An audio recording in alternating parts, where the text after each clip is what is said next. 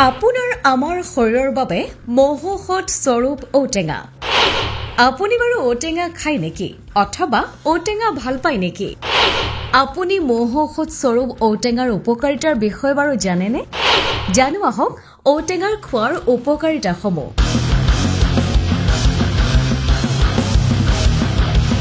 অসমৰ মানুহৰ মাজত ঔটেঙা অতি জনপ্ৰিয়।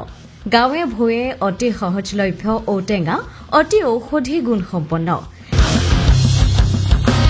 বিভিন্ন অসমীয়া খাদ্যত ঔটেঙাৰ ব্যৱহাৰ হয়। ঢেকীয়া শাকৰ লগত ঔটেঙাৰ জুতি সকলোৱে ভাল পায়। ঔটেঙাৰ বহুতো ঔষধি গুণ আছে। ঔষধি গুণৰ বিষয়ে আপুনি হয়তো বহু কথাই নাজানে। বৰ্তমান ঔটেঙাৰ চাহিদা বৃদ্ধি হৈছে। জানো আহকচোন ঔটেঙাৰ ঔষধি গুণৰ কথা। পেটৰ বাবে বহু উপকাৰী ঔটেঙাই কোষ্ঠকাঠিন্যতা দূৰ কৰে। নিম্ন ৰক্তচাপৰ বাবে অতি উপকাৰী ঔটেঙা। ঔটেঙাত যিহেতু ভিটামিন এ প্ৰচুৰ পৰিমাণে পোৱা যায়, গতিকে ই চকুৰ বাবে অতি উপকাৰী। ভিটামিন চি থকাৰ বাবে ৰোগ প্ৰতিৰোধৰ ক্ষমতা বৃদ্ধি পায়।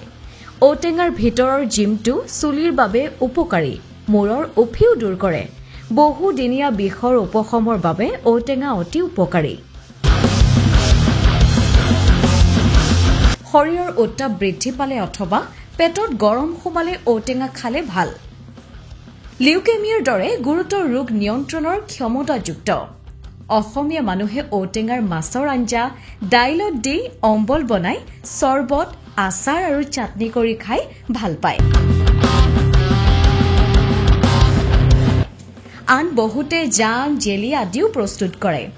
অসমীয়া ৰান্ধনীসকলে ঔটেঙাৰ নানাবিধ জুতি লগা ব্যঞ্জন ৰান্ধে।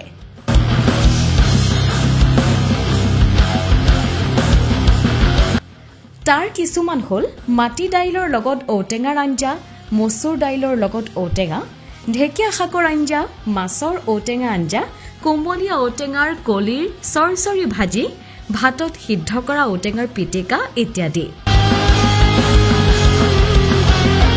বহুতে ঔটেঙা সৰু সৰুকৈ কুটি নিমখ লগাই ৰ'দত শুকুৱাই থয়।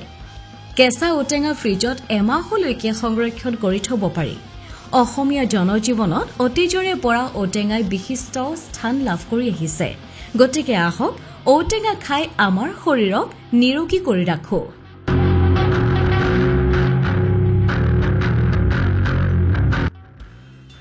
নিউজ ডেস্ক, ই নিউজ প্লাছ।